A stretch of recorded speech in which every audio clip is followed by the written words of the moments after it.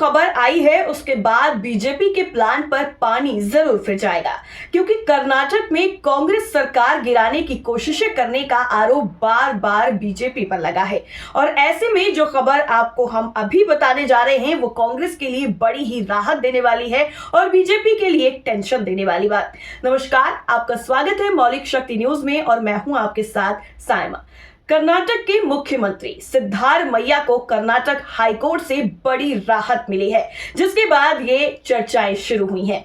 दरअसल कर्नाटक हाईकोर्ट ने मैसूरू शहरी विकास प्राधिकरण यानी मुडा से जुड़े भूमि घोटाला मामले की जांच केंद्रीय जांच ब्यूरो यानी सीबीआई को ट्रांसफर करने से इनकार कर दिया है। Karnataka high court RTI activist Snehamayi Krishna की रिट याचिका पर फैसला सुनाया।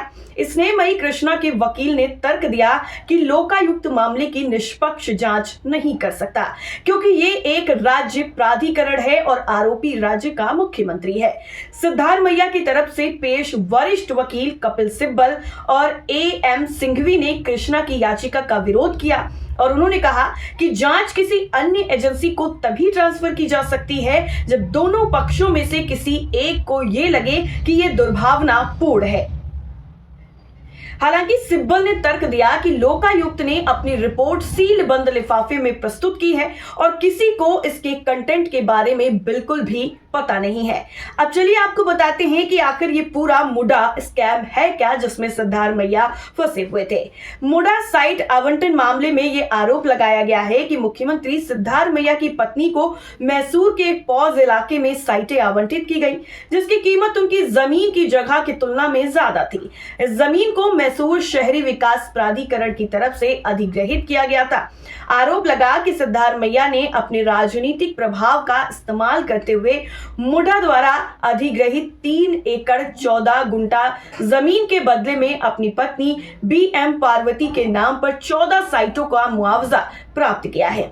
आपको बता दें कि मुडा ने विजयनगर 3 और 4 फेज में 14 साइटें आवंटित की थी। ये आवंटन राज्य सरकार की 50:50 योजना के तहत कुल 38,284 वर्ग फीट का था और इन्हीं 14 साइटों का आवंटन मुख्यमंत्री की पत्नी के नाम पर हुआ। विपक्ष का कहना है कि सीएम की पत्नी को मुडा द्वारा इन साइटों के आवंटन में अनियमितता बरती गई है। दरअसल बताया जाता है कि पिछले महीने ही 17 जनवरी को मुडा भूमि आवंटन मामले में ईडी ने बड़ी कार्रवाई की थी। ईडी ने कर्नाटक के सीएम सिद्धारमैया से जुड़े हुए और बाकी मुडा मनी लॉन्ड्रिंग मामले में लगभग 300 करोड़ रुपए की अचल संपत्ति की 140 से ज्यादा इकाइयां कुर्क की थी। ईडी ने एक बयान में यह भी कहा था कि कुर्क की गई संपत्तियां अलग अलग व्यक्तियों के नाम पर रजिस्टर्ड हैं, जो रियल एस्टेट व्यवसायियों और एजेंटों के रूप में काम कर रहे हैं। अब पूरी विवाद की जो लाइमलाइट है वो चलिए आपको एक के बाद एक पूरी समझाने की कोशिश करते हैं। दरअसल दिसंबर 2023 को शहरी विकास विभाग ने मैसूर शहरी विकास प्राधिकरण यानी मुडा को नियमों के गंभीर उल्लंघन की वजह से 50:50 योजना के तहत साइट आवंटन रोकने का निर्देश दिया। मार्च 2024 को पहले के निर्देशों के बावजूद मुडा ने आवंटन जारी रखा, जिसकी वजह से विभाग को एक और पत्र जारी करना पड़ा। अप्रैल 2024 में मुडा ने लोकसभा चुनाव के लिए आदर्श आचार संहिता का हवाला देते हुए अपना जवाब देने में देरी की और मई 2024 में मुडा के अध्यक्ष के मैरी गौड़ा ने 50:50 योजना के तहत आवंटन की जांच करने के लिए विभाग से अनुरोध किया और जून 2024 आते आते स्थानीय न्यूज़पेपर ने प्रमुख जगहों पर वैकल्पिक जगहों के आवंटन में अनियमितताओं और संभावित रैकेट को उजागर करने वाले आर्टिकल पब्लिश करना शुरू कर दिया। इसके बाद एक आरटीआई कार्यकर्ता ने मुख्यमंत्री सिद्धारमैया की पत्नी पार्वती के साथ ही बाकी राजनेताओं की कथित संलिप्तता का खुलासा किया। इसी महीने एक आरटीआई कार्यकर्ता ने मुख्यमंत्री सिद्धारमैया की पत्नी पार्वती के साथ ही बाकी राजनेताओं की कथित संलिप्तता का खुलासा किया।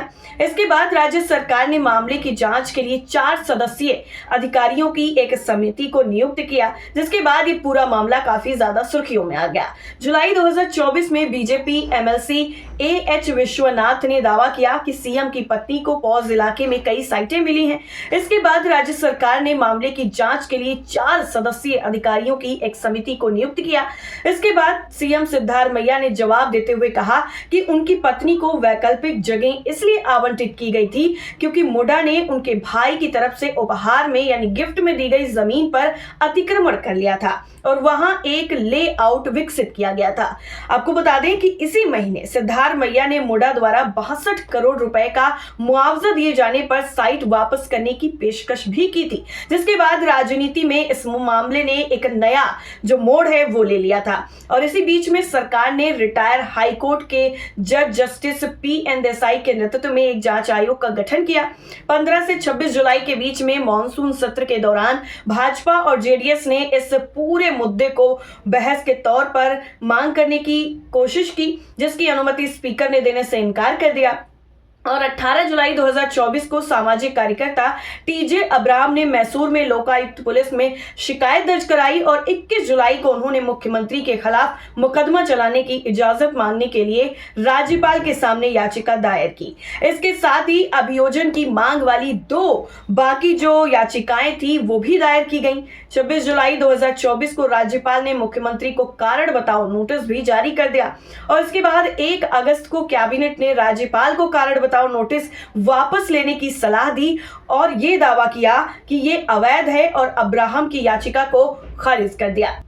इसके बाद 3 से 10 अगस्त के बीच में विपक्ष के सदस्य विरोध प्रदर्शन करने लगे और मुख्यमंत्री के इस्तीफे की मांग करने के लिए बेंगलुरु से मैसूर तक पदयात्रा पर निकले, जबकि कांग्रेस ने जवाबी रैलियां की। इसके बाद मैसूर की कार्यकर्ता श्रीमयी कृष्णा ने स्वतंत्र जांच की मांग करते हुए जनप्रतिनिधियों के लिए विशेष अदालत का रुख किया।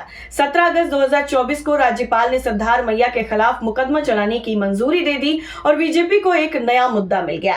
इसके साथ ही येदियुरप्पा के खिलाफ भी अभियोजन चलाया गया। दरअसल बताया जाता है मीडिया रिपोर्ट्स के मुताबिक कि येदियुरप्पा के मामले में तत्कालीन राज्यपाल एच.आर. भारद्वाज ने अधिवक्ता सिराजन बादशाह और के.एन. बलराज की याचिका के आधार पर 12 दिसंबर 2010 को अभियोजन को मंजूरी दी थी। आपको बता दें कि ये मंजूरी भ्रष्टाचार निवारण अधिनियम 1988 की धारा 19(1) और दंड प्रक्रिया संहिता 1973 की धारा 197 के तहत दी गई थी। इस निर्णय की वजह से विवाद हुआ और भाजपा ने व्यापक विरोध प्रदर्शन किया। दबाव के बावजूद भी येदियुरप्पा ने तुरंत इस्तीफा नहीं दिया। उन्होंने राज्यपाल के फैसले की निंदा करने के लिए कैबिनेट की बैठक की और लंबी कानूनी लड़ाई लड़ी। आखिर में उन्होंने कई महीनों के राजनीतिक दबाव और अवैध खनन घोटाले में तत्कालीन लोकायुक्त संतोष हेगड़े की तरफ से अभियोग लगाए जाने के बाद इस्तीफा दे दिया। यानी सिद्धार्थ मैया के खिलाफ मंजूरी भारतीय राजनीति के इतिहास में दुर्लभ लेकिन महत्वपूर्ण उदाहरणों की सूची में जरूर जुड़ गया है, जहां राज्यपालों ने मुख्यमंत्रियों के खिलाफ निर्णायक कार्रवाई की है।